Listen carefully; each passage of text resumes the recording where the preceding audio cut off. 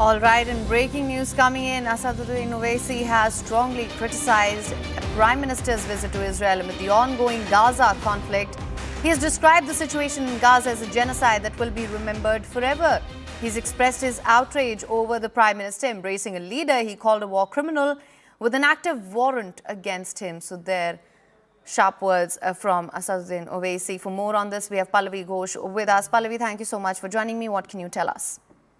So the opposition parties, whether it's Owaisi you're talking about, whether we are talking about Priyanka Gandhi Vadra, all of them have been extremely critical of the Prime Minister's foreign policy vis-a-vis Israel, vis-a-vis Gaza as well, making the larger point that Indian government rather, has no concern as far as the plight of the people who are living in the Gaza area, how women are being targeted, how children are being targeted.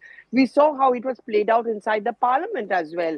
I mean, Priyanka Vadra carrying a bag, he also put out a post on the social media timeline yesterday, and they are extremely critical of the Prime Minister going to Israel, hobnobbing, photo opportunities, to use the words of the opposition parties, with scant regard, despite the fact that the Prime Minister did express his concern about many people who have been killed by the Hamas and also in the Gaza area. The point which the opposition parties is making is that there is a lopsided foreign policy of the government vis-a-vis Palestine, vis-a-vis Israel, and this is something which needs to be criticized. I think when the parliament session begins on 9th of March, among the multiple issues which the Congress and opposition would want to raise, this is certainly one which they would want to raise. After all, it's also become spun into an electoral issue. Elections are coming up in states like Kerala, Assam, West Bengal, with a sizable minority population. That's the kind of electoral card which is going to be played by the Congress party, by AIMIM, and many of the other opposition parties as well. Absolutely, Pallavi, and this is what we were discussing through the course of the day yesterday as well with various experts also. And of course, there is a difficult balancing act at play here as well when it comes to India's active role in West Asia. We do know that in the Knesset, the Prime Minister did reassert that terror anywhere threatens peace everywhere. And that has been India's resolute stance all throughout, whether it's what's happening in Russia and Ukraine, what's happening in West Asia, that dialogue and diplomacy is the way forward and solutions cannot be found on the battlefield.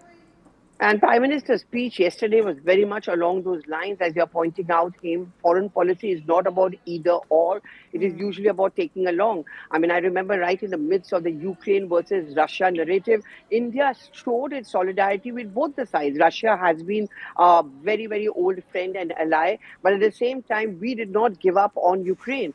At that point of time also, there was a lot of criticism of the foreign policy by the Congress party, Rahul Gandhi, Priyanka Vadra, all of them making a point is that how this government chooses its sides, and it usually sides with those who are proponents of terrorism, and India's foreign policy in that sense has been compromised.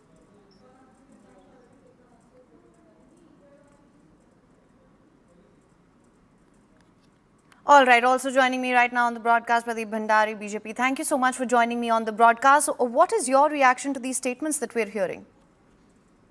Please note that the Honorable Prime Minister is the first world leader who's received the highest honor from Israel, and in 2018 he also received the highest honor from Palestine. He is the first Indian Prime Minister to address the Israeli Parliament.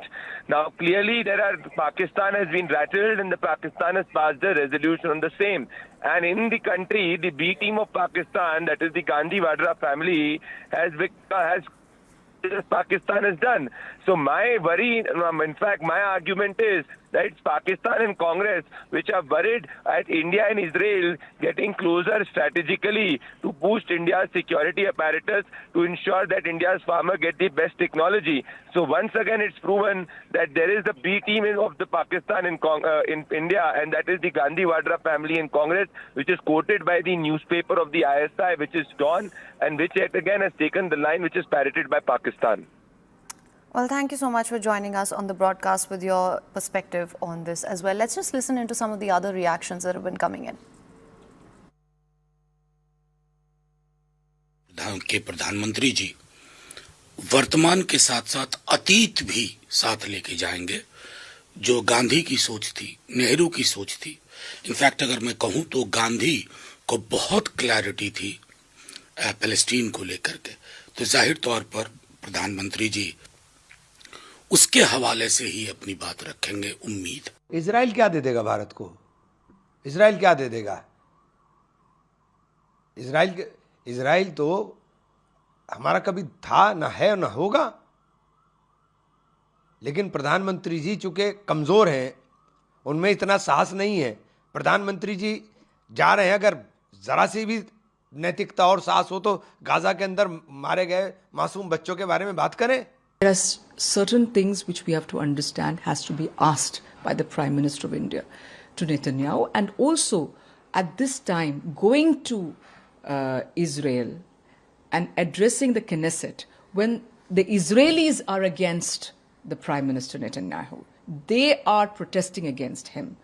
They want him out. I don't think is a right time for the Prime Minister of India to visit a place.